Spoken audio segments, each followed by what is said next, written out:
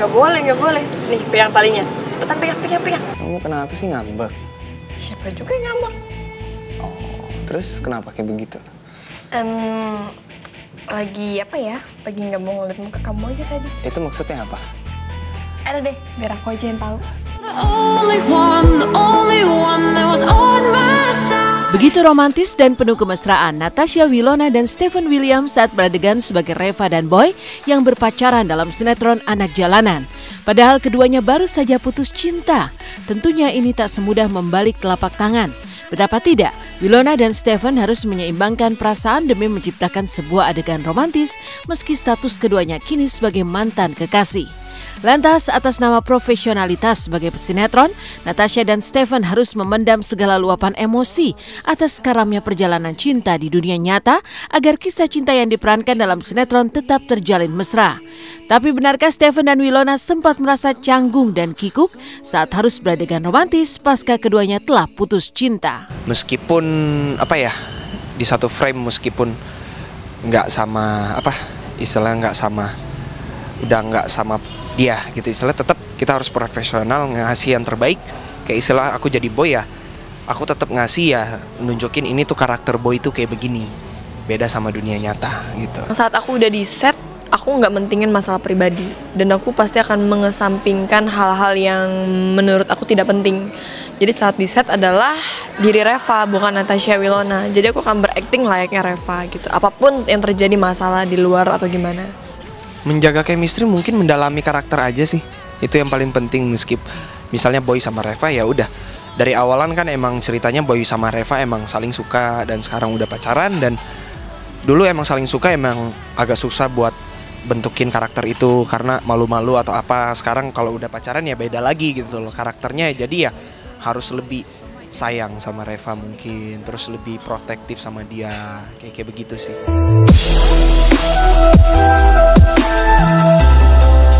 Setelah sinetron Anak Jalanan, kini sinetron Anugerah Cinta. Hubungan cinta Giorgino Abraham dan Angela Panari yang terjalin mesra di dunia nyata terpaksa harus saling membenci dengan pandangan mata menebar jahat saat beradegan dalam di sinetron Anugerah Cinta. Tak hanya itu, Angela yang berperan sebagai Kinta pun harus bersusah payah mengejar cinta sang kekasih yang berperan sebagai Arka. Mirisnya lagi, Angela terpaksa harus menyaksikan sang kekasih selalu beradegan mesra dengan Iris Bella, sedangkan dirinya seakan dicampakkan. Rasa cemburu tentu saja dirasakan Angela. Walau begitu, demi profesionalitas, Angela pun mengubur dalam-dalam segala amukan cemburunya agar pemirsa tetap menikmati kisah sinetron Anugerah Cinta yang bertabur drama dan air mata. Makanan sehari-hari aku itu ngelihat mereka berdua bermesraan. Awalnya ya cemburu lah jelas. Gitu. Iya. Ya aku nggak munafik ya, emang cemburu awal-awal. Cuman cemburunya di set aja. Maksudnya kalau udah cut itu di luar itu aku nggak apa sih? Iya. Yang nggak sakit hati juga, maksudnya nggak enak aja ngelihatnya, jadi bikin aktingnya tuh makin menggebu-gebu gitu. Itu bagusnya.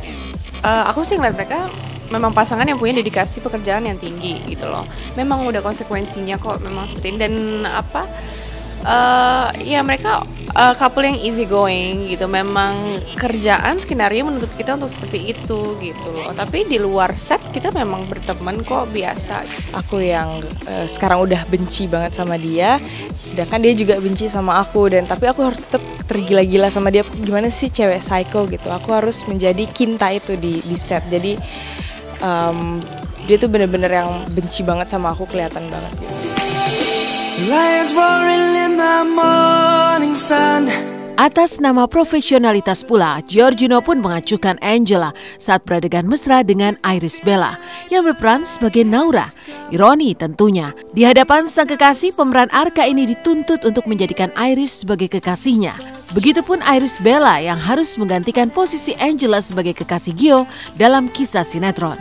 Sulit tentunya. Lantas, benarkah Iris sendiri sempat canggung saat kemesraannya dan Gio disaksikan Angela? Ya emang harus cemberut.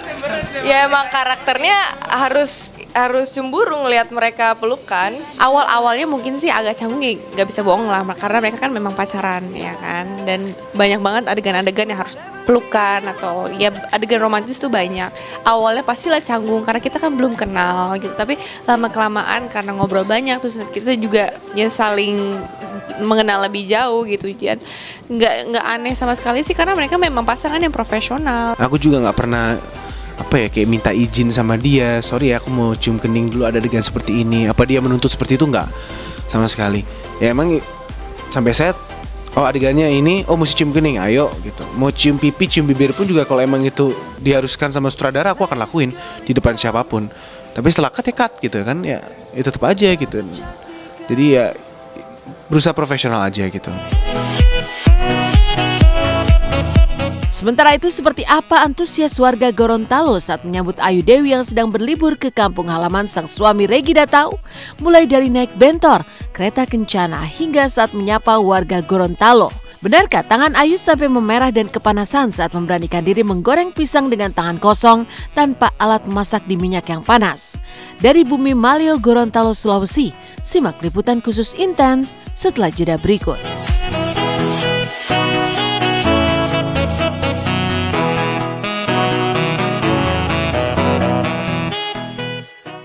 Dan inilah kisah Ayu Dewi saat mudik ke kampung halaman sang suami Regi Datau di Gorontalo.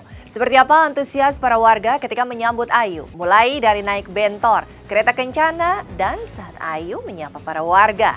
Benarkah tangan Ayu sampai merah dan kepanasan ketika memberanikan diri menggoreng pisang dengan menggunakan tangan tanpa alat masak di minyak yang panas? Lalu seperti apa kemeriahan pesta pernikahan anak mantan Menteri Rahmat Gobel dengan berbagai tarian daerah yang diikuti oleh ribuan penari?